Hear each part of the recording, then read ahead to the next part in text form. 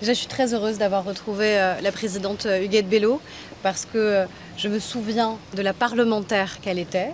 On a évidemment des différences, des nuances, parfois même des oppositions.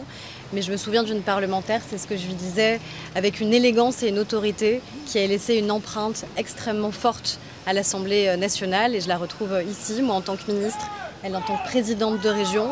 Et oui, on a toujours des nuances et des différences, mais je crois qu'on a des convictions et un combat commun pour le respect, pour l'égalité, pour la dignité de la personne humaine, pour les droits des femmes.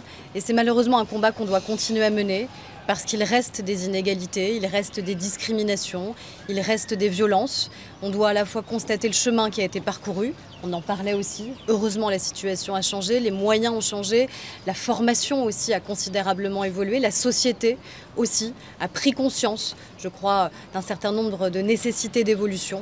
Mais oui, on a des combats qui continuent à être absolument nécessaires. Et puis j'élude pas des sujets que je sais qui sont importants ici, notamment la question du logement, la question de l'hébergement d'urgence, parce qu'une femme qui est victime de violence ne peut pas se voir répondre qu'il n'y a plus de place pour elle. Il doit toujours évidemment y avoir de la place pour elle, pour l'accueillir, au risque sinon qu'elle retourne dans un foyer où elle subit des violences physiques ou des violences psychologiques. C'est pour ça qu'on a sacralisé des places d'hébergement d'urgence. Mais je sais qu'il faut faire plus et qu'il faut faire mieux.